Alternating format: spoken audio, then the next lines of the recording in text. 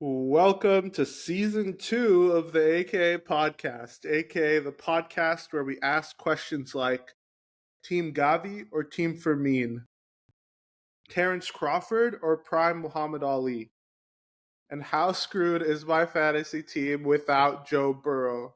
Joe Burrow got hurt this weekend. He has turf toe, which doesn't sound too bad, but apparently he's going Perfect. to be out for 3 months. He broke his toe. And since I've broken my finger before, I feel like I can relate to him. Not fun, but my fantasy team is screwed. But let's not talk about that. We're back. It's season 2. We were gone for a while. Just had to kind of lick our wounds after that terrible end to the season for both the Lakers and Barcelona. But you know what? It's a new season, and we're new and improved. We're in live color video this time. We're gonna see how this goes, and we'll see if we actually upload it with the video. But how are you guys doing? How's the season been treating you so far? I'm doing great. New and improved might be a bit of a push on some aspects, which we'll get into, but we're doing well. We're doing well. I think we'll get into yesterday's game more, but I'll let Amr talk about how he's feeling about this new season. Yeah, I mean, I think we had a difficult start. We had a difficult set of fixtures. It doesn't help the fact that you have to play your first game at home, fourth game of the season, and then it's in some training facility. It's Yeah, not ideal. 6,000 people capacity. It's actually under the legal minimum for a stadium capacity. It's the smallest stadium in La Liga history, but you know what? It don't matter. We still won very Flickball, convincingly. flickball. So Yeah, I mean, yeah. look, for me, we'll get into a bit more about how I see the team this season. There's a bit of concerns, to be honest. I would say that our summer window wasn't exactly revolutionary. Mhm. But we'll get into some more. We'll get into some more. Okay. Right. So yeah, I mean there have been some, I'll say, bad vibes around the team this off season. Uh, you know, Gavi and Fermin, two of our promising young players, have had a little bit of a falling out, and it seemed like it might push Fermin out. But I'm glad that didn't happen because, as we saw yesterday, he can really make a difference in some of these games. Even though his his play style is a bit odd, he can be very direct. But he scores goals, important goals, and he has great moments. So I'm glad to have him around. And then obviously we had Lamin's behavior in the off season. He's a young guy, has gotten a lot of fame, and I guess the worry is some sort of burnout, which we see happen a lot with Brazilian players, or scandals that kind of overshadow his performance on the pitch. So, how do you guys feel about how Lamine has been dealing with this newfound fame? I I I mean, personally don't read into it too much lots of the time. Um, I need to see it impact his performances on the pitch before I start caring about what he gets up to in his free time. Um, I think we've heard about a lot of the time about what's going on here, what's going on here, but I believe in Flick making the correct decisions when he does feel like a player is stepping out of line, and I don't think Flick would hesitate, as we saw with him benching Rafinha after he showed up late to training. So Right. I honestly have so much faith in our coach that under any circumstance, if Lamine is truly stepping over the line in a way that affects his performances on the pitch, I believe Flick will handle that and get the job done on that aspect. And as we can see, maybe Rafinha should show up late to a bit more trainings, a bit more disciplinary action. He might keep scoring. So we never know. Yeah. So, in particular, when it comes to Lamine Yamal, I don't think the things that he does outside of the pitch is, at least right now, affecting him. But of course, right now, we have to wait for him to come back from his injury to see what's the case. Right. yeah, I mean, I agree with Karam. I think that Flick wouldn't keep playing him if he really felt like he was disrupting the vibe of the team. But it's also for me, it's not nice to see. To be honest, obviously, if he ends up scoring goals, getting assists, winning us championships like that, it doesn't matter, right? Like if he Hmm. if he continues doing what he does in his personal life. But I mean, like only a season ago was he like this like innocent like young boy, that wasn't doing Mm. much, and now all of a sudden he's like, he knows that he's good. And we saw Yeah. this like this isn't anything new as well because like we saw this last season. It didn't manifest in like parties and like social media and stuff, but you could see it definitely in like press conferences.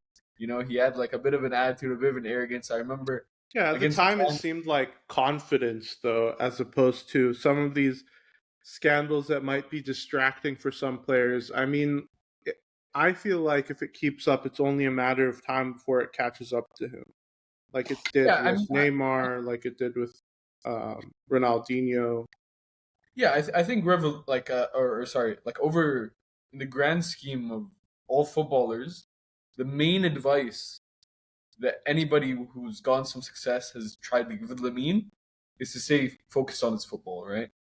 Yeah, Now, I'm going off like just personal feelings and kind of almost like what Ahmed's saying with like we've seen this before. My gut feeling is that this is going down a bad path. Now, hopefully, I'm hopefully thinking that like this is all just social media, this is all just what we're looking at, right? Like this is just maybe we're reading too much into it. Like this is what my hope is. And look, I would say he's taken a step forward this season, like in terms of his performance. Maybe not in terms of as like a collective. I would say he hasn't necessarily benefited the team more, but as an individual, he's definitely playing with more arrogance, which is not necessarily a bad thing, right? He's hmm got a goal and an assist in every game he's played for club or country this season, and we'll just have to see how. I think Carl makes a good point with this. How Flick is able to like reel it sculpt in. him. Yeah. Yes, sculpt him to use his arrogance, but in a good way for the team, where hmm like it works with everyone else as well. Yeah. I Yeah. yeah, I do just want to say one thing, which is, at least from what I've seen in the media, what I feel like has been reported, is I do not feel like we're dealing as much with a Neymar situation as at the moment I feel like we're making it seem. In a situation of more just Lamine Yamal isn't, from my understanding, partying throughout the weeks of when he has games. It just seemed that it so happened that on his birthday in the off season he decided to throw a party, which I don't want to get into the details of what that party He had might have included. Messi he was had there, bro. Messi was dwarf there. performers. No, is that what you bet? Oh my god. Crazy. No, yeah, he had dwarf Oh performers, yeah. which I mean got some pushback, but the I mean I don't know if dwarf is politically correct. Actually, maybe I should be a little bit more careful here. But we'll It's like say the poor pronunciation, dude. The medical That's what term. undersized people. But they actually defended him because they're like, we deserve jobs too, and it can be an opportunity. So, but yeah, he got a lot of pushback for that. He's been dating or seeing women who are significantly older than him. Uh, good but on.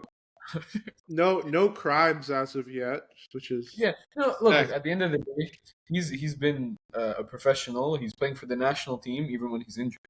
Right. It's not like we are seeing this manifest in yeah. his football yet. Well, Other let's than the talk. fact Yeah. that I see a bit more arrogance in his game. But other than hmm that, like I don't see him like dropping his performance. Yeah, let's talk about that. What do you guys think about him playing for the national team long minutes in games that he honestly did not need to play, and now he's back at Barcelona injured. Um, I mean, where does the responsibility lie in this situation? Is it up to Lamine to advocate for himself and say that he does not want to play and save his legs for more important moments? Because this is something that I think also comes with experience. Or do you think it's like the national team tells you you have to play and there isn't really much room for negotiation there, even on the club level? I mean, I can start. I think this is almost solely on the national team and the staff. Like, I don't see how you can be telling a young player to play a game of football for his national team and expect him to then push back, and the responsibility to be on him to push back against the national team.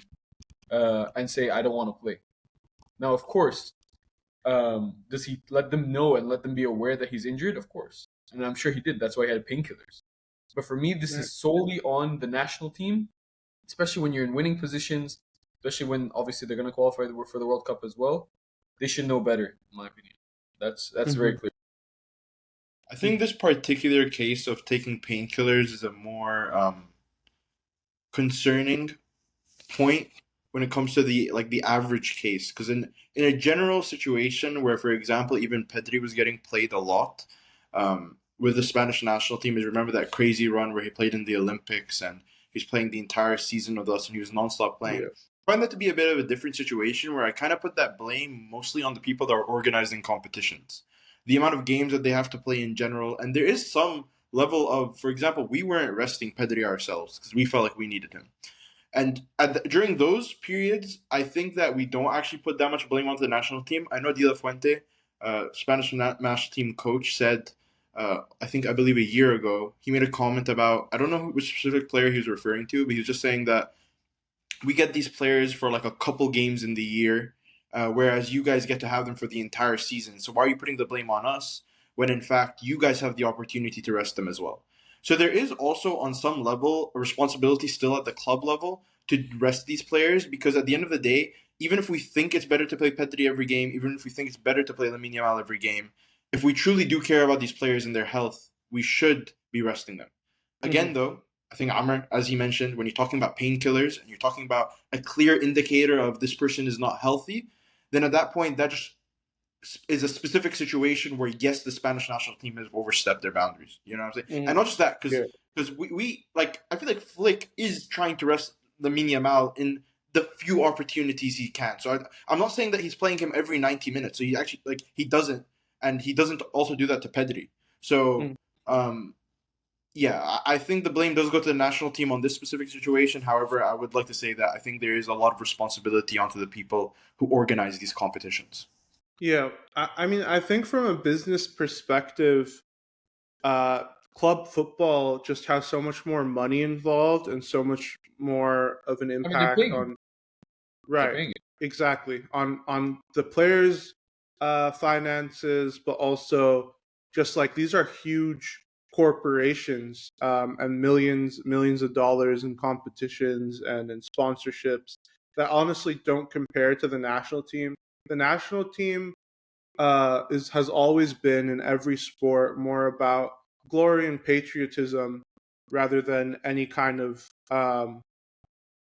impact on like from a business perspective. And so I think that the national team has to be a little bit more compromising in terms of when they play players and what kind of a risk they take.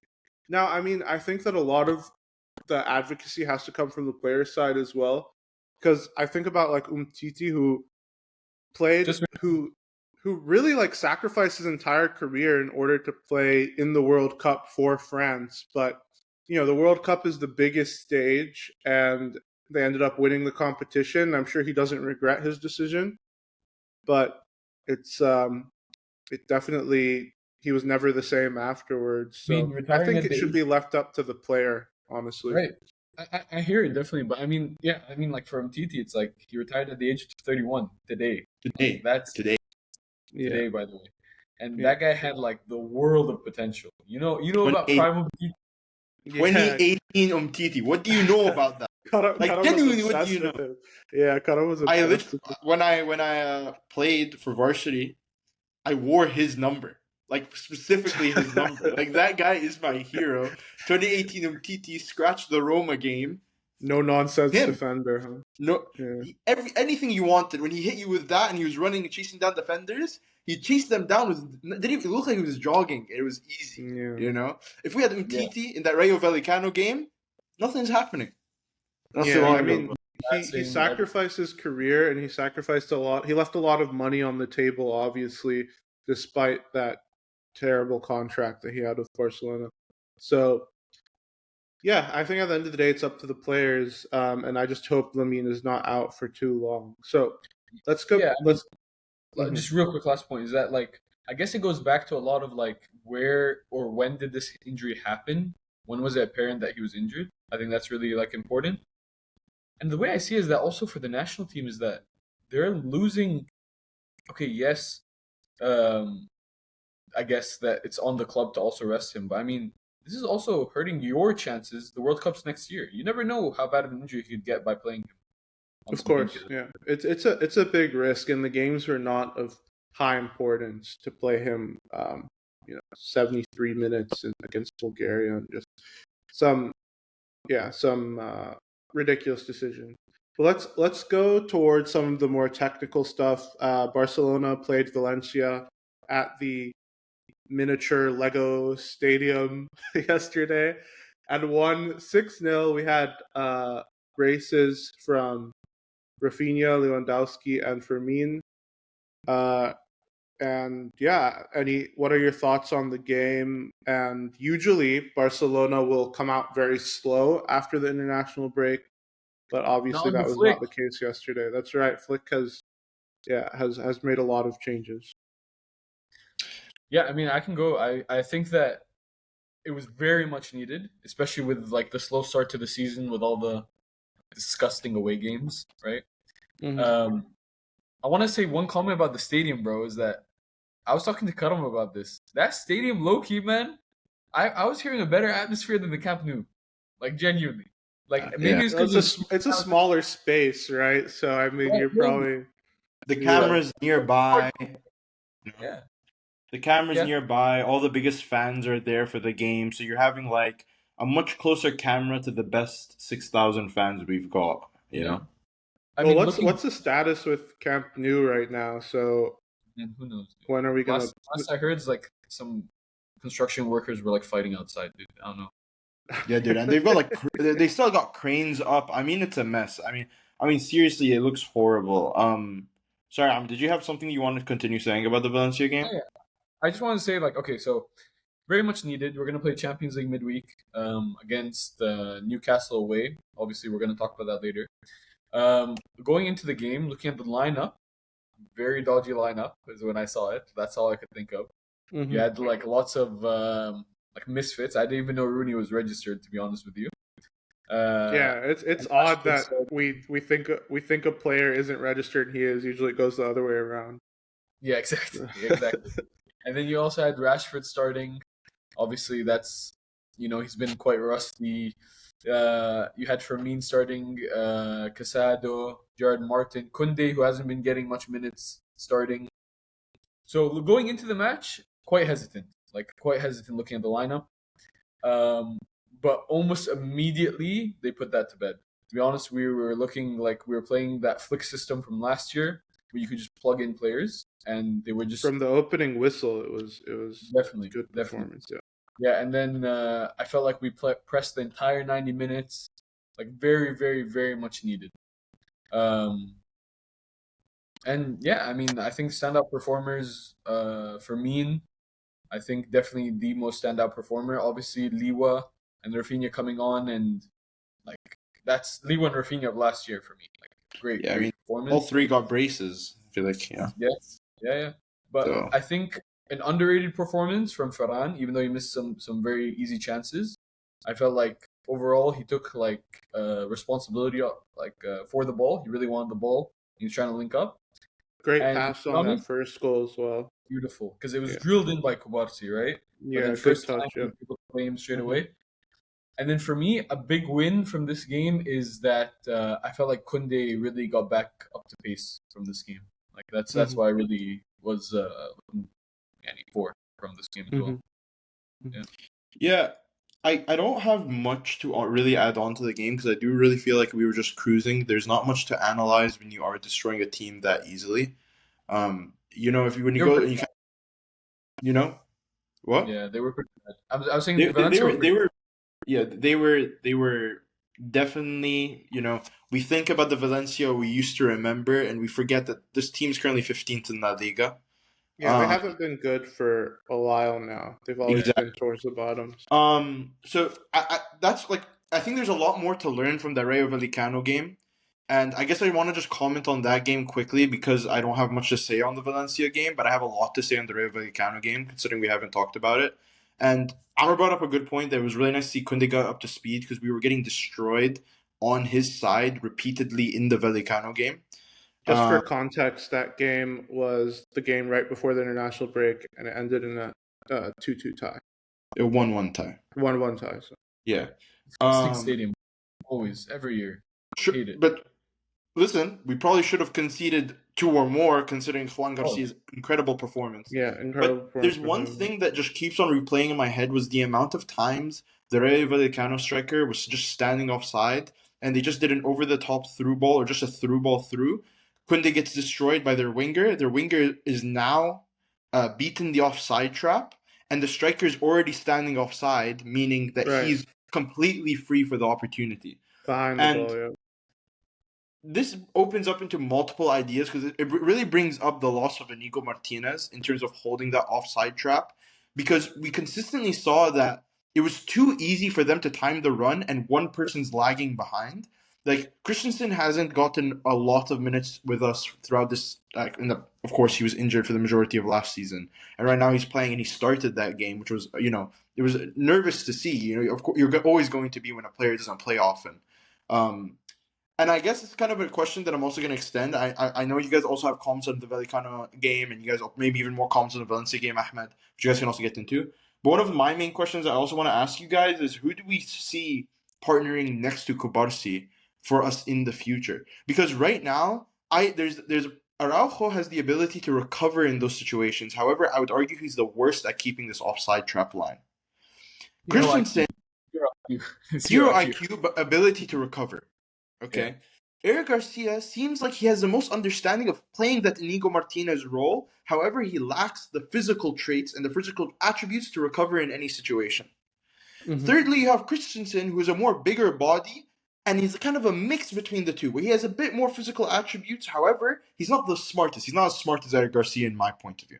So I want to get, who do you guys see partnering next to them? I know Amr might be a bit of a romantic of the old Araujo we used to have, but I'd love to hear what you guys got to say on that. Yeah, I mean, I think you pretty much summarized it pretty well. There is not an ideal partner for Kubarsi. I think that we have to make up for it with our fullbacks. And I also believe there are things that can be taught and there are things that can't be taught. For example, the ability to recover quickly, the athletic traits, the physical traits are not things that can be taught. And so I still have faith somewhat in Araujo to learn the system a little bit better and use those physical traits to our advantage. Yeah, okay, so it's great you brought this up because this was like my whole point about like the summer that just went by and how I feel about the upcoming season. Definitely for Barcelona, my primary concern is obviously the defense. Like I feel like we've actually gotten weaker in that position since last year. We didn't buy any cover for either of the fullbacks. Still Eric and Jared Martin. I guess you could say Joffrey from the B team. But other than that, no cover for the fullbacks. And then center back, we lost arguably our best center back last year. That almost definitely our best center back last year. So I definitely think we got hurt there. Now, the positive point on this is that we have the best keeper in the world. Okay. Yeah. He has looked like it this season so My far. God, dude, what a guy. But obviously you can't rely on that. I mean, Madrid did like for a couple of their Champions Leagues, but you obviously can't rely on that, right? Or you just have Courtois who just will carry the whole thing, right? But okay, so to answer your question, you summarized them all pretty well, but for me, if everyone's up to speed, I'm going with big art. No, I'm checking. No. It's Christensen, to be honest. Really? I felt comfortable with Eric. I felt comfortable with Eric against Valencia. I agree. I think against a different opposition, it can look, I don't like the idea of Eric and Kubarsi side by side. I think that they're just too small. They're undersized. They're undersized. They're very good together. They have very good distribution. I thought they killed Valencia with that. For me, is that if it's a big if, If Christensen can get up to speed and stay fit, I think for me it's Christensen, to be honest. I think he's the good balance between both. Araujo, man, a couple seasons ago under Xavi, he was like, man, he had Van Dijk potential. I thought he. To be fair, okay, I'm gonna say something. To be fair to Karam, even when Araujo was having his like world class season, I remember we had this debate once, and Karam was like, "There's something off about him, like about how he defends." Like he was very much like hero ball defending a lot of the Yeah. time, and now that Flick clearly has a very like clear like structure, and you need some high IQ to play there. Um, it's hurting us. I think the biggest issue that we fumbled this summer was not buying a left-sided center back to replace Inigo. I think even Kabarsi having to be shifted out there also makes him a bit vulnerable. Mm-hmm. Agreed. Yeah. Yeah. Again, I was also just going to say that I wanted to readjust on my point kind of when it came to the Rayo Vallecano game, and I really do think that it should be emphasized that the biggest problem in that game, besides the offside trap line, really was just the lack of Kunde's performances. So it was nice to see him get partially caught up to speed. Mhm. I think we have a lot of tough decisions. I would like to just say that for my pick on the defense, it is Eric, although I do hear all your guys' points. I thought Eric Mhm. Garcia had a good preseason. There's a reason why he started over Kunde at right back for the beginning of the season. Um, and yeah, I think I really don't like how um, slow Christensen looked. And at the same time, the whole reason why I never trusted in Araujo was purely because whenever he did make a mistake, it came from the very fact of like it was coming from his best attributes. Like he relied on recovering, and then his biggest mistakes would be happening while he was recovering sometimes. As Amr mentioned, it was kind of like that hero ball type of that he was kind of doing, but I can't get the Barcola moment out of my head of how much it Of was just like a course. Yeah. pure Not a foul. moment of trying to recover. Not a Yeah. foul. What? Not a foul. Not a foul. To be Not a fair, foul. Not at sorry, all. I'm going way back in time, but if that Konate, when Konate took down, who was it Yeah. again? Liverpool. I think it That was also PSG. I swear it's Barcola as well. Might have been Barcola. Might have been I swear it's the Barcola. exact same situation in the exact same season, but it was definitely a foul. I think Amr is just still suffering Not a foul. PTSD as we're sitting here. Okay, this is something's very wrong. But I say, hot take: offer the women the new Camp Nou when it opens. Let us stay in the 6K seater until we lose. Okay, Oh just God. let me stay here. Down, Dude, down. with the club's financial situation, I don't think we want that at all. We need What we need as much you're saying ticket the women sales can't as sell it out? You're saying the no, women they can't sell can't. the No, they can't. No. Cancel first spot back. Okay, canceled on the yeah. first episode of season 2 is bad. Nah, bro. We know our audience. I don't think we're gonna get canceled. So okay, so moving on, I wanted to talk about Real Madrid's start to the season. How worried are we about their hot start? And they seem to be starting to mesh well, and I feel like the performances show that. How difficult do we think the season's going to be, at least from a domestic perspective?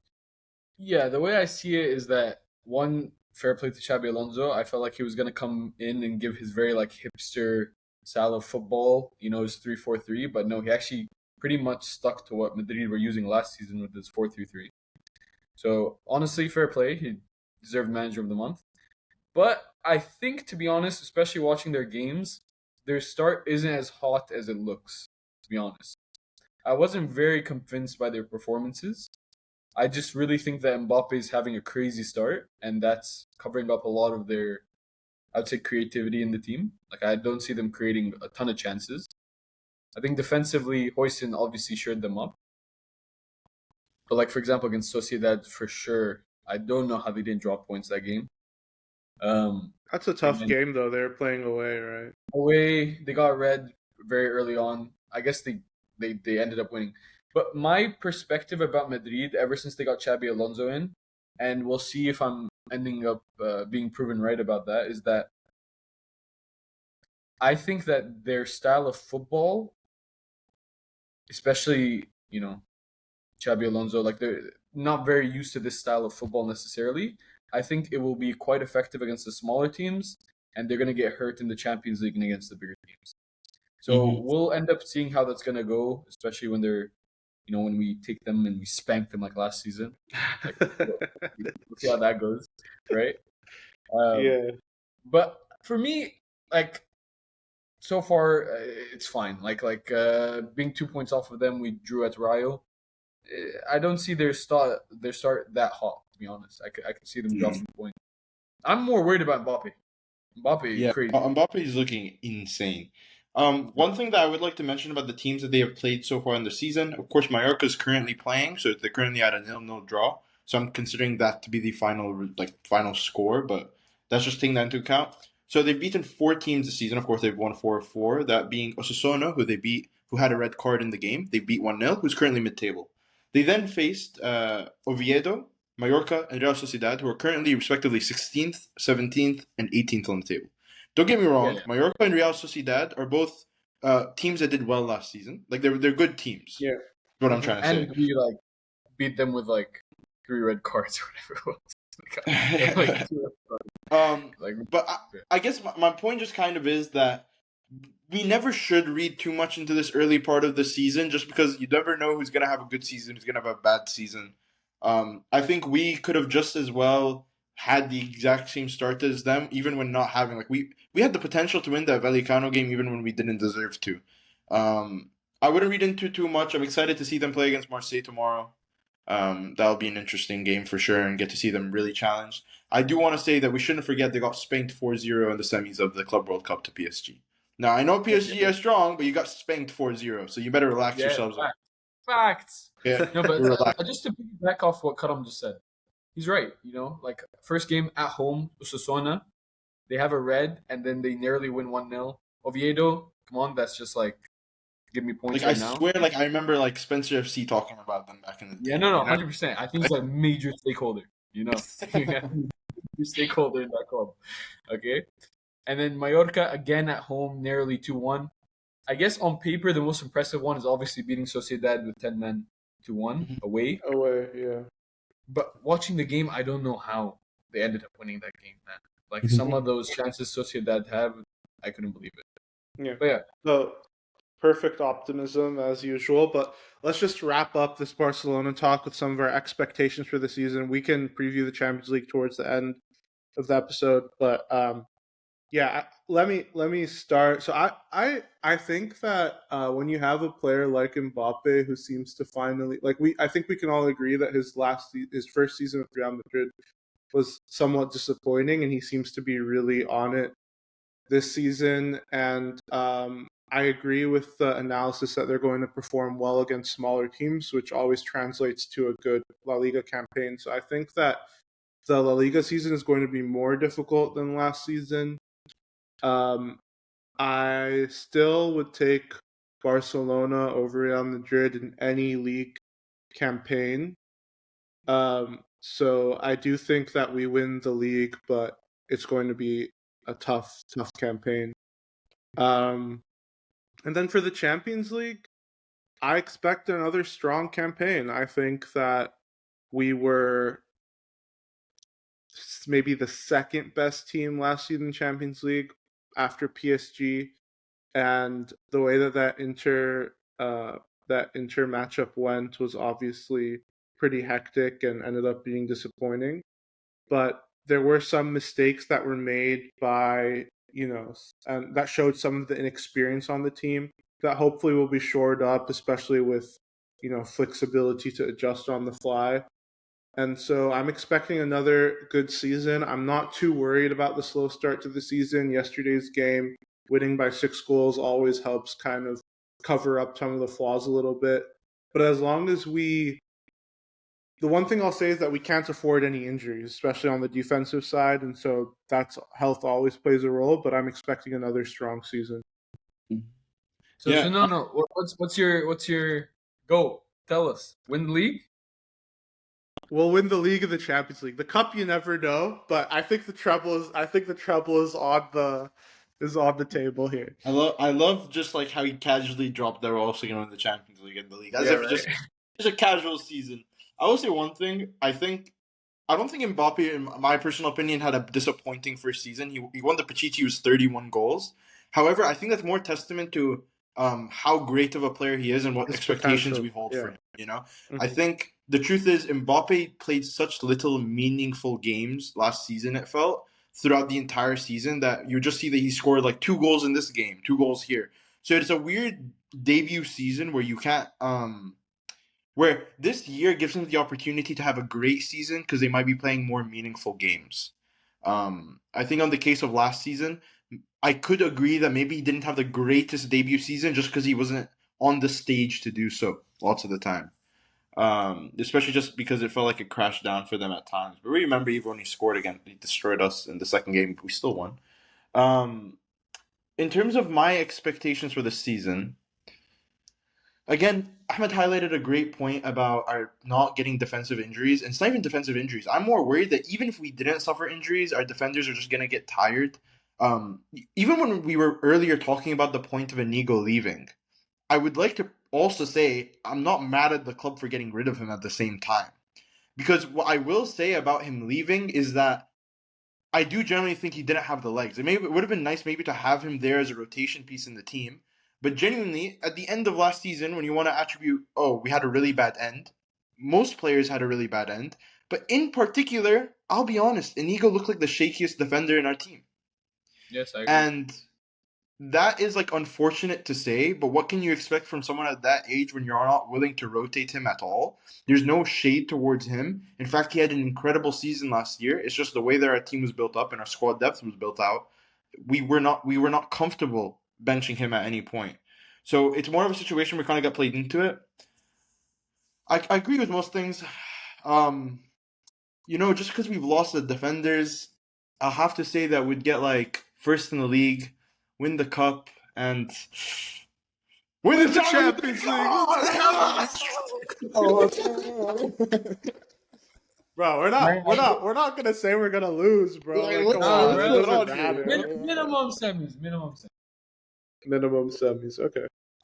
Sorry. I think I'd be But see, I was disappointed gonna if do we a don't whole reach the thing where I was final. gonna like put on glasses. I was gonna be like, oh, we win it all. But Are no, these the come to my Nico level. Amelada glasses? Pretty much.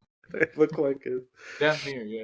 All right. And Amr, you agree with I our mean, trouble? of course I agree. No, no, All no. right. I mean, look, dude. The only thing is that we should have just lost center back. Like that's my only thing. That's like Karam said. Do Inigo you think towards that's the on end, the table for the winter transfer window? Or no. dude. If we're working with 6K seats a game, no, Yeah, that's no. fair. If we Yeah. can't But reach this Rooney guy, yeah. then come on, But you know. but Karam's right though. It's like towards the end of the season, Inigo's part of the reason why we conceded like 7 to Inter. Let's not Yeah, not forget that. Like, yeah. but it's just he needed replacing, which we just never did. It is what All it right. is. Trouble. Sounds good. Treble, that's right. All right, treble's all around. All right, let's take a little break and then let's dip into the Prem. All right, so we're back. Hopefully we don't override the first part of this episode, but I think it'll be okay. Yeah, no, I think it says it was uploaded. I think we're all right. I'll just have to figure out how to stitch them together. Maybe Anyways, I'll get our editor to do it. No problem. just anyways, because we're doing video, we need some sort of transition, you know. No, I'm joking. That's We true. don't Actually, I didn't even think of that. because it's gonna be like a sudden like jump, but it doesn't matter. It's not a big deal. Yeah. Our audience are not very picky, trust me. So, okay. All right. So the Premier League season has obviously started as well. We've had some pretty exciting matchups already. Some pretty expected performances. Some less expected performances. I'll say Man U is Man U. Nothing has changed from that perspective. I'm a little surprised that Man City wasn't able to turn it around to start the season. And the other big talking point, I mean, Liverpool, Arsenal competing for that top spot is pretty expected. And for Cutum to go off on. Everton has been performing really well. They've had this Grealish revolution, which I've actually really enjoyed watching. He's been super heavily involved in all their games and performing really well. So, what has been your favorite, Amr? What has been your favorite talking point in this Premier League season to start? I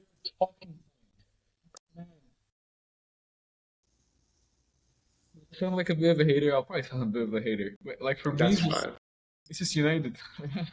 Yeah, just It's it just the never most. gets old is the thing. Like it's like it's like never gets old. I just always want to watch them every week, see how they're going to screw it up this time. Yeah, man. But like, okay, obviously that's nothing controversial, but actually, you know what? It is a good talking point because I've never seen a manager be so arrogant yet not have achieved pretty much anything. For me, the way I see it is that Amarim, like, okay, Pep has justified arrogance when he wants to stick to a style of play. Keep in mind, even he's deciding that he wants to play a bit of a different brand of football. Like, for example, against Man U, that was counter-attacking footy. He got a large, tall and large keeper, as he likes to call it, that just boots the ball forward. He has a big striker that runs into space. This isn't Pep ball. This isn't Pep ball of 2019, and it's even different from the Pep side from 2016, right? This City side. Yeah, yeah. So even he's adapting, right? Even if whether or not it's working, that's a whole different thing. He's trying to adapt. Amram has not only blatantly showed through his actions, but he's even blatantly showed in the press conference. He said it that he's not willing to change. You got some early Well, success at Sporting yeah. that doesn't justify not budging an inch in the Prem. It makes no sense. I think the thing is that like from Guardiola's perspective, Man City has had a decade of huge success in the Premier League, being one of the top teams in the world. They won the Champions League just a couple of years ago. It's like so. I think this kind of change in performance last season and to start this season is pretty probably shocking to everyone, and so I think you can justify a change a little bit more. Um, I think when it comes to Man United, somehow it just keeps getting worse. Like they sack a manager, hire a new manager, and it gets worse and worse and worse. And so there there really is not much of like a, I'll say, motive or evidence that things can be different. And so it's like might as well stick with No, see stick this to your is where I guns. have a big caveat, right? And I hear it. Yeah. I hear people that say this. Every time we sack a manager, it gets worse. Hmm. There's levels to failure, in my opinion. Mourinho was a failure for finishing second and winning a Europa League. He said it was his biggest success, right, and it's right. like Van Gaal was a failure, got sacked after winning the FA Cup. Mourinho was a failure for not successing Alex Ferguson. Ollie was a failure for getting third, finishing you mean second in the Europa Moyes, League. yeah. This is unprecedented levels of terrible from But Amber. like you said, it keeps getting worse, and so at some point you get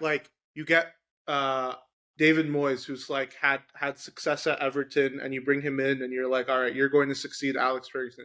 Tough job, right? You get you get Mourinho, who's been like established. I'm not saying this in the exact order, but like you get Mourinho, who's been established. You get Van Gaal, who's an established coach. You get Amorim, who's the next big thing. You get Ten Hag, who had incredible success at Ajax, and no one succeeds.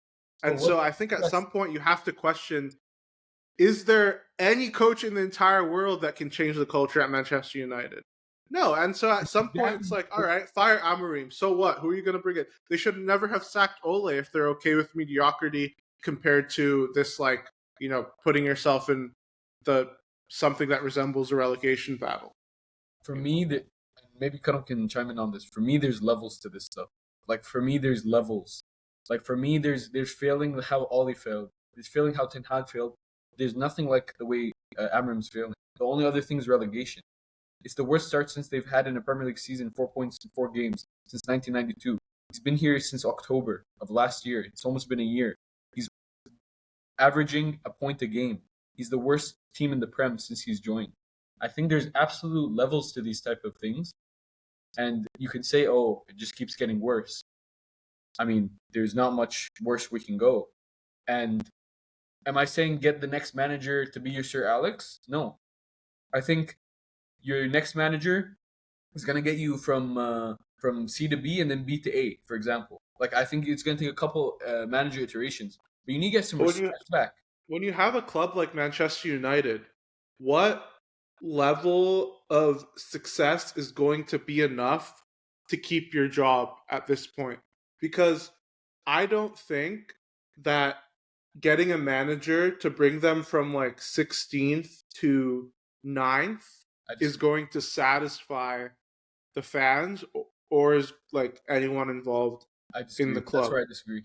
I When think you're a right team, if now, you're telling me this was like even Tottenham, if this was even Tottenham, I think it might be enough. But you're talking about Manchester United, and yes, they've been bad for a while, but it's still one of the most legendary clubs in the entire world. And so I don't know. I don't know what you could but possibly but do see to. that's where and I'll let Callum talk in a second. That's where I disagree. I think Man U fans right now would take a 9. I think they just want to see progress. I genuinely believe. I don't think there's this expectation that they're still the Man U of old, where they have to get top 4, top 6 right now. I think eventually, of course, they want to do it, but I think they would be quite, especially in the current state, just getting some respect back. I think many Man U fans could write off this season if Amarim finished mid-table. It's just unprecedented levels of bad in my opinion. Well, I'll get into one thing, right? Earlier in the season, after they had performed well against Arsenal, and we felt, listen, they might have played better than Arsenal here. What happens if Amram's doing something? I've looked back at that and I've kind of changed my opinion on that game. Looking back at the game, you realize one thing is Arsenal have a great ability of shutting down games, and they just played that to their advantage, leaving Man U to do whatever they wanted while not being successful in front of goal. And now let's recap this Man U transfer window. I believe the biggest red flag about Amarim at the moment is based off the transfers he made. I don't believe, unless he is not getting the freedom that we think he is in terms of who he wants, but if he is, then the biggest red flag about Amarim is how little somehow he understands his own system. Your system, it's the same system as he had in Sporting. Now let's dissect that team in Sporting just for a moment. You had A.K.A up top. Someone that we would argue is a demon in front in the 6-yard box. Big guy, bulky guy, demon in the 6-yard box. He's not going to decide to take a shot from 30 yards out. Now let's look at Sesko, the eventual striker they signed.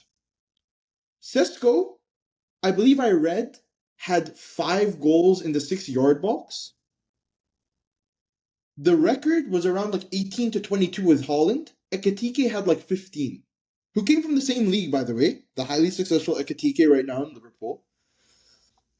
So you're telling me you play in a system where you have 2 runners next to the striker, and the striker isn't well known for finishing in the box, but it's well known for taking shots from outside of the box in the Bundesliga that has a lot slower pace in comparison to the Premier League. First of all, that's the number one red flag, because Sesko and Gyökeres are nowhere near similar, and his system worked with a Gyökeres. Number 2, you're playing Bruno Fernandes in a significantly deeper role than he should be playing. Significantly. A midfield two of Bruno Nogarte. You're not telling me this guy's sackable. Get this guy out This of it. this guy is playing, bro. You might as well play 4-2-4 on FIFA, but play in real life. What are you doing? As in, he doesn't understand his own system. The only thing I think he kind of understands is where to play his wing backs. But even then, I'm frustrated looking at Diallo get reduced role after the amazing season he just had. So now you're saying one of your best performers have had a reduced role. You know what he should have done? How about you sign an actual midfielder that can play in the midfield and actually make that somewhat work? And play Diallo up top as your second runner instead of signing one of those two. I'm not thinking Mbeumo and Cunha are bad players. In fact, they've looked good. But they look like they're in a system without a striker that has a presence in the box. And at this point, Højlund's looks like he's doing well at Napoli. So I'm not. But listen, I'm not gonna go back and say that Højlund's a great striker. I don't believe that. I really don't, because I believe that his runs are weirdly timed. He looks like he's never like demanding for the ball, but it doesn't fit the system. So to me, you could almost take away the results and just objectively say you don't know what you're doing with your transfers. Secondly, guys, they lost to Grimsby Town. خلاص. I swear. خلاص. خلاص. Like, genuinely خلاص. Like my point is, Everton loses to Grimsby Town, I want Moyes sacked. Listen, I'm being serious. Me and Amr used to do a career mode. What we would do is we would go to the 4th division in England and choose the lowest rated team purposefully.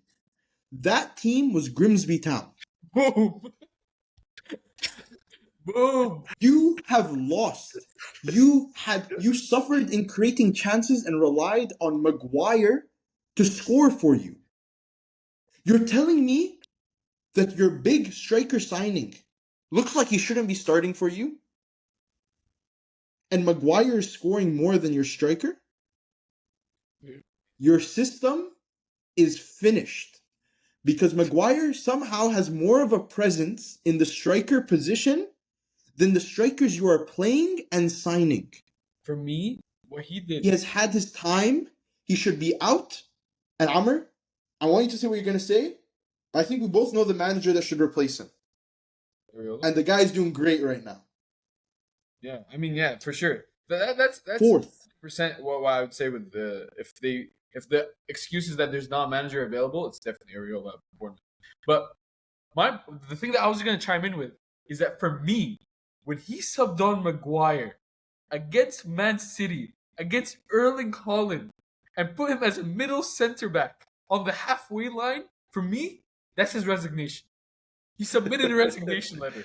Yeah, There's no way. ridiculous. There's no way this guy isn't trying to get sacked. There's no. Maguire gave a pre-assist. Maguire gave a pre-assist in one of the goals. That's him sacking himself. So you're saying Bournemouth's head coach. Yes. Sorry, what's his name again? Areola, 4th in the Prem. They sold their 3 biggest defenders of last season: Zaberni, Hoijten, and Kirkes. 3 of those all got sold for 50 million plus. You're telling me that this guy would leave Bournemouth for Manchester United? I don't believe it. That's a good question, man. I genuinely don't believe it. You know what? You know what? Everyone Fair thinks they're the guy that's gonna turn the toxic.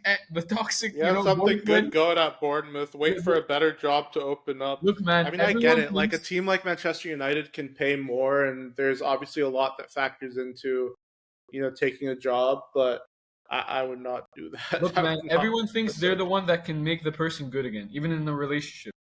Every manager that's taking the job since Sir Alex thinks they're the one that's gonna make Man U back to its old glory and make them all pretty and nice again. Every manager has an ego. They all think that they're gonna do it. My opinion, I don't know how long this is gonna go for, but Man U's still Man U. You make the jump if you back yourself from a Bournemouth to Man U. But I hear it. Why would you leave this stable, beautiful environment and then jump ship to a different, bigger club? And the thing is that these coaches do not leave and continue their careers. They get buried, no matter who you are. Remember Potter pulled up with a fade?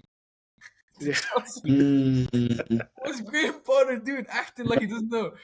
Come on, man. You know what it is? Acting, bro, it's you. I'll cite one example though, and I understand they won the Europa League, but honestly I don't think that holds much weight when it comes to this conversation. Look at Tottenham, and it's a very good example of trusting another manager in the Premier League that has done well for multiple seasons. Because I have an argument, right? This is the main thing with Manchester United. If you're hiring a manager that has not proven himself at multiple clubs at a high level, and you're not hiring a manager, like, you have to either choose a manager that's been successful at multiple clubs or a manager that's been successful in the Premier League right now, in the current version of the Premier League. Okay? Getting Ten Hag, who only had experience at Ajax, by the way, now is like, you saw how he went at Leverkusen. Okay? Yeah, like 2 games in or something. Yeah, it's like, what did he do, bro? Like, bro, he said bad and he swore at everyone. You know what I'm saying? Yeah.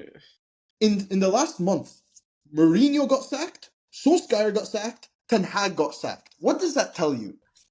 That means that their current versions of these managers that they were hiring was not the manager they needed. Look at Tottenham. Tottenham finished in the same positions as Manchester United last season. Even They've worse. brought in a manager from Brentford who was successful for multiple seasons. Yes, for multiple seasons. So I'm saying don't hire a manager who's been good for one season like Graham Potter that has only been successful at one club. You want the manager who has proven I've been here for a while. I've proven I can. That's what your decisions you make. You either sign someone who's been good at multiple clubs, or you sign someone who's been good in the Prem. Tottenham, Brentford, like going to Tottenham. Some people would have been like, "Oh, it's not the best. Why would Thomas Frank do that? Why don't you wait for another job?" Well, because people do want to manage these big clubs. Now, I do still think it's a genuine thing where Areola might be the type of guy where he views it like I don't even want to be there. You know what I'm saying? There's always a possibility. But from what I understand, they haven't even tried. Yeah, And until they try, then they have no excuse to talk about because you want to take this Amram guy going on to press conferences and like I don't know what he's doing, but it sounds like he's threatening the fans. He's like hate he's my like trying. Yeah. I Sometimes I hate my players, sometimes I love them. What do you mean? What Like are you what are talking you about? talking about? Okay, so me two points. One, just a quick point on the Thomas Frank thing. I fully back it. In my opinion, even the signings they made with proven Premier League players in Mbuemo and Cunha, the idea was to move in that direction where okay, first we need to establish like a hold in the Premier League where we're actually a respectable, decent team. I think Ariel could definitely get them to that position. And the second point is quite unrelated, is that in my opinion, the only reason why Amram hasn't been sacked is one, they've been absolutely like in this weird limbo of like 10 years of being crap or like frustration. And then two, he's like young and fashionable, in my opinion. He's what people think Pep is. He's this type of guy that's gonna stick by his philosophy, won't change for nothing. Dude, Pep plays his philosophy to win football matches. That's why he does it. He doesn't do it because he thinks that must be the way that you play a style of football. It's actually closer to Ange. And you saw how Ange ended up last year. You can't just. And what's quite ironic is that Ange actually changed his style of play in the last game against Man U in order to beat them for the Europa League, and it worked. But in my opinion, this is the only reason why he stayed why he hasn't been sacked. He's quite honest in his press conferences. He's quite arrogant and he's young, right? So Yeah. this is the only reason why they're sticking with him.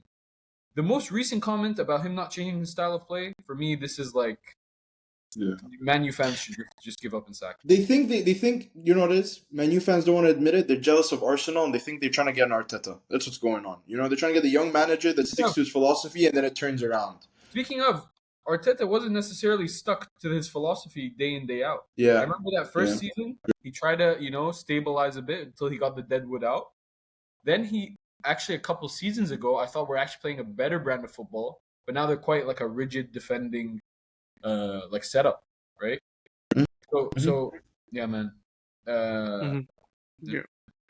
So yeah, I mean, I agree. This definitely is the most interesting talking point because I just love the Man United page. To be honest with you, it's hilarious. I'll never get enough of it. So, but let's talk a little bit more generally about the Premier League season so far. I want to get you guys' top four predictions. I mean, obviously we're 4 games in, so we have a little bit of maybe advantage, but yeah, so far, who do you guys think the top 4 is going to be? Let's start with number 4 going up. Karam, go ahead. My number 4 for this Prem season, I had Tottenham. Tottenham. Okay. Before that means he's got a big boy out. Yeah, let's just go all the way up. So who's your third place, Karam? So for my third place, I'm actually gonna say City. I think the Man U game gave me such a positive outlook in the direction that they're going. And not just that, I think that the team, like with Donnarumma, is just such an insanely huge signing for that team. Like I think Donnarumma is gonna will them into the top 4, whether they like it or not. Donnarumma has been a beast for so long, you know. Can I also just say really quick on this point is that also, I know Rodri wasn't the best against United, but if he comes back and he's Rodri of old, title Ballon challenge. d'Or winner, Rodri. Title challenge is possible. We're That's talking how about- good Rodri is.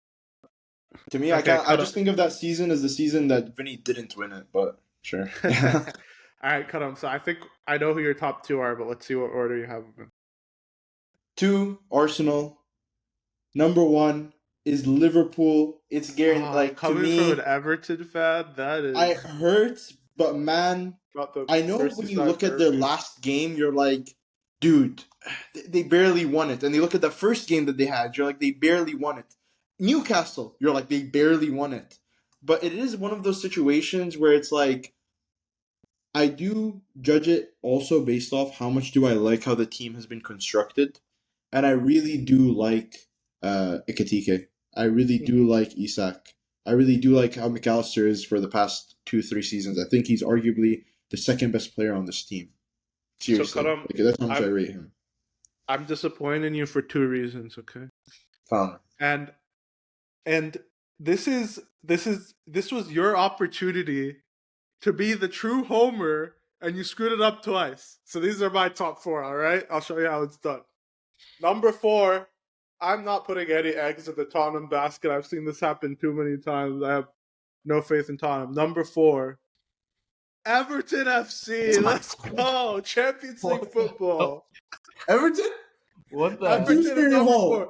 Jack Book it. Grealish. That's right. Come Bro, on. I swear, I don't know what it is, but I'm like, I'll be watching Premier League, like, oh, I want to see Everton play, and then I just see Grealish lighting it up, and I'm like, I believe in this guy. I saw his his interview after the first game where they won, and the vibes of the stadium, new stadium, immaculate. And he looks like he's about to cry, bro. He's so Big happy. up the Dickinson. He's Big up the so Dickinson. happy. Fourth? And so Dickinson's a fortress. Yeah. Dickinson's a fortress. Oh, stop saying that word so aggressively. Yeah. No, it's our stadium. It's our What is stadium. this guy saying? That's- Okay. I That's thought the it was name a of our player. stadium, Sorry. Hill Dickinson. Alright. Yeah, I know. Okay. And then my top 3, Everton, no more surprises. I'm gonna have Need that. just stop. Listen to me, all. You'll have your chance. Everton in 4th, Manchester City in 3rd, Arsenal 2nd, Liverpool 1st. So I am not switching up too much, other than you don't have enough belief in your team, Kodam, and I don't know. You know what it is? I think you underestimate that as Everton fans, if we finish 8th, it is incredible and we've revolutionized the world. You know what I'm saying? Like right now, us being 6th feels like we've just had the best start to a season we've ever had. Like that's just how it feels, you know? Like when you see that Dewsbury Hall is the one that's causing you to win games, you don't have faith in it lasting too long. You know?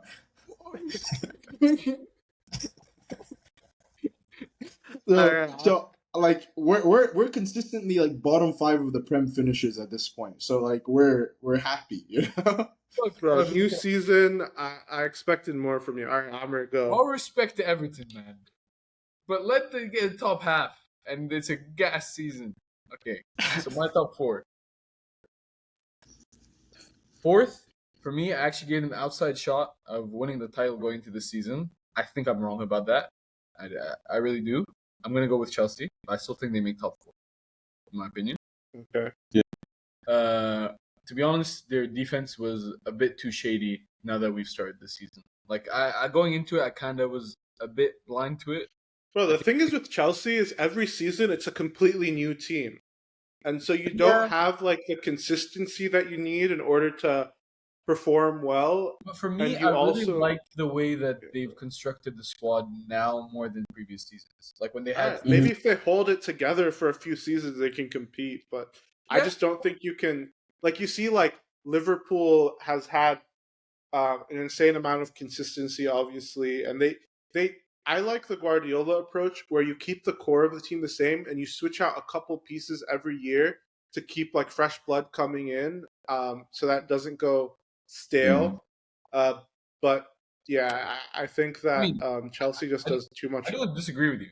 Like that's Yeah. true, but that's more of like That's why he has them at 4th. That's why he has That's them why I at have them at 4th. 4th. They got 4th last Yeah. year, and I think they've Yeah. actually cleaned up the squad this year. Like They have enough firepower. you need the Everton philosophy. That's Oh what yeah, because Grealish and Dewsbury Hall over here, right? Chelsea definitely have the firepower in Joao Pedro, Liam Yeah, Delap, I think they can Cole get. Palmer to do stuff. I don't But hate yeah, Callum Shout. I don't hate Callum Shout. yeah. Go on. Third, a bit biased from Manchester Derby because to be honest, I didn't like how they were looking. Really, I'm gonna go Man City. I'm gonna go Man City third. they can Again, turn it around in an if instant when you have Rodri was Guardiola. Rodri before, like Yeah. you can get them first. Like it's Yeah. unbelievable. Yeah. All right, and this is where I switch up on you lot. Second Liverpool, No way. first the Arse. Right, the The Arse. So Ars? is this- You say the Ars? Right. Bro, that can't be a real name. No, They no. got the Ars and the Gooners, bro. It's ridiculous. Yeah, just for context, Amer's FPL team name is Gooners FC, I believe. What is it? Come on, dude. Why you outing me, bro? and he's not even an Arsenal fan. No, I mean I like. Yeah, he is. Amer, I need you to explain Let to me me let me why land. you Let think me land Arsenal. first, man. Go Okay. on. So Yes. Liverpool, one, I think we all agree that they haven't had the most sturdy start to the season. Obviously, they beat Arsenal. For me, like from a free kick, to be honest. I actually think their defense is one injury away from being very dodgy, in my opinion. When I say that, obviously Kirk hasn't lit it up. There probably looks like they're gonna might switch over to Robertson, and then their center backs is where I see it. Like maybe when they're the fact that they didn't get Mark Guehi on the last day can really end up biting them in the bum. Now, obviously, if they get him in January, that could be a big difference. But you look at it, if Konate goes down or Van Dijk goes down, they have Joe Gomez, very quite unreliable, at least in terms of fitness, and you have the 18-year-old that they got from Italy. Right? So I don't see it as like their defense is that surefire. And then, okay, man, obviously it's going to be between the two, Arsenal and Liverpool. I just see it as less of a criticism for Liverpool and more of a positive for how I saw the transfer window for Arsenal. Obviously, they've been there last 3 years. They're just running it up. They've been constantly knocking on the door. I think if they don't get it this year, it could all fall apart. Their window's closing. It could all fall apart. I agree. But for me, I think, and especially that Eze signing was enough to get them over the line. The way I see them now is they have at least two players in every position that I think are class, right? Obviously, Ben White very injury prone, but you got Timber on the right. You have Mosquera and Hincapi to cover for if Saliba or Gabriel go down. Hincapi can play anywhere across the back four. You have Calafiori as well with Lewis Skelly. Like this is all, I think they have two players for each position, in my opinion now, at least. And the only one that I was a bit dodgy about, okay, to be honest, Joker is now watching him play. I'm also a bit dodgy about, but he's a backsman. He gets goals. Yeah, he scores. I think that's all you can really ask for. Yeah, exactly. But the one thing that I want to say was that for me, the dodgy signing was Madueke. And now that I've seen him on the right for both England and Arsenal, I actually think it was very much needed cover for Saka once he goes down.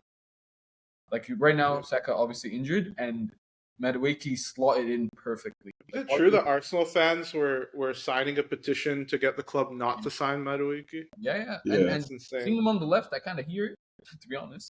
But now with Eze, I could definitely, especially, I wasn't completely sure where Eze was going to play. Is it going to be Odegaard's position off the left? I can see for a fact that he can play off the left now. So I guess. And sorry, last thing, 3 clean sheets in their first 4 games. I find it very hard to score against them. I could see them getting over the line, especially with Liverpool's like erratic style of footy. A quick yes or no. Would you continue starting Odegaard? I feel like when I'm watching Arsenal, I kind of felt like they were looking worse with Odegaard on the pitch, even like any moment.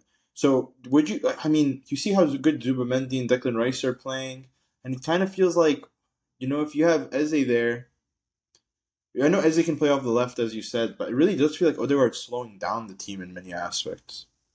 From my perspective, you're just going straight up, we want to win this game of football. Right now, you don't play Odegaard. He's been on the decline for a couple seasons. I see a midfield 3 of Zubimendi, Marino, and then either Nueri or obviously Rice before Marino, obviously. But that even as a midfield three, very solid defensively, back and forth. Zubamendi and Marino together are class. Like you can tell Yeah. that they've been playing for years together at Sociedad. Yeah. So the only thing is he's captain. Like that's the only issue. Unless you just Yeah. They voted for him to press stay. down, make It's sure the he's out. intangibles. It's intangible.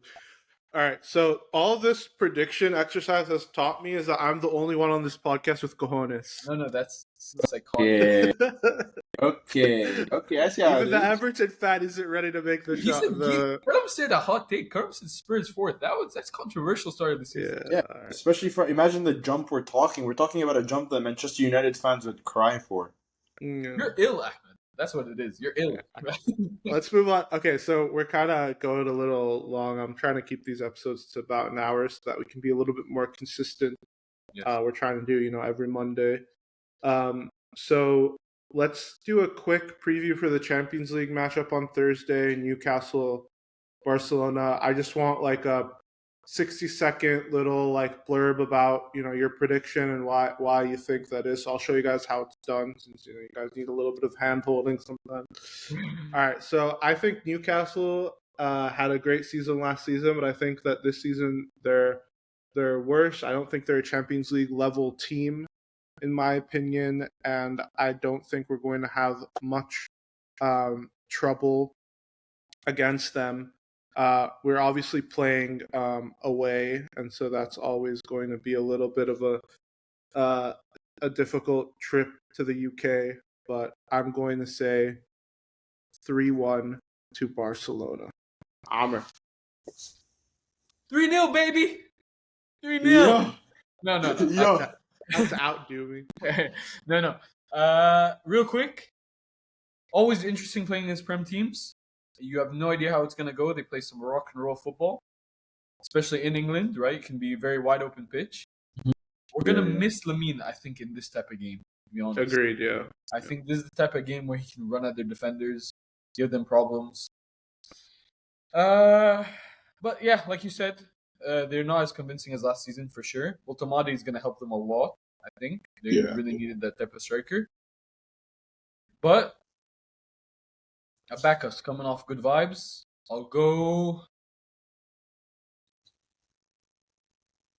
we concede.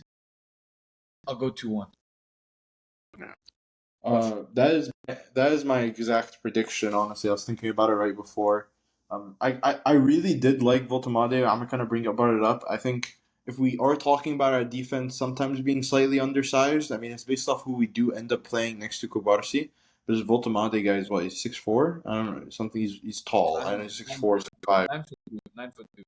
He's maybe 9'2" at that Send point. Gerard Martin. That's how we die. But I really like their midfield. I honestly, whenever I watch Newcastle, I'm actually very worried about Murphy because he plays so well, and like I actually think that's one of the hardest players that we're gonna have to defend. Bro, I'm not worried about Barnes. Barnes. I'm not taking a guy named Murphy seriously. No, he was good last year. But I think this year he's kind of been slacking him with the starts, no? Like he has. Yeah. There's a lot of rotation going on, but I've actually listened from a lot of Newcastle fans that have been watching the game back and they've been talking about it. They've been asking for Barnes not to play. They want Voltamade and Alanga or Murphy and Gordon. That is their ideal lineup. Alanga, or I don't think he's had the best start. Right? Yeah, neither is Alanga. I mean, it's weird because Alanga and Murphy both had a lot of assists last season in the Prem. That's what they were really both known for their contributions on that end. And they just haven't been getting it this season. But I guess the only other worry I have is the physical presence of sometimes those midfielders in the Newcastle team. And our team that can kind of get ran over, if we're playing with Casado, we'll see who we're playing, but, they're just a bit undersized.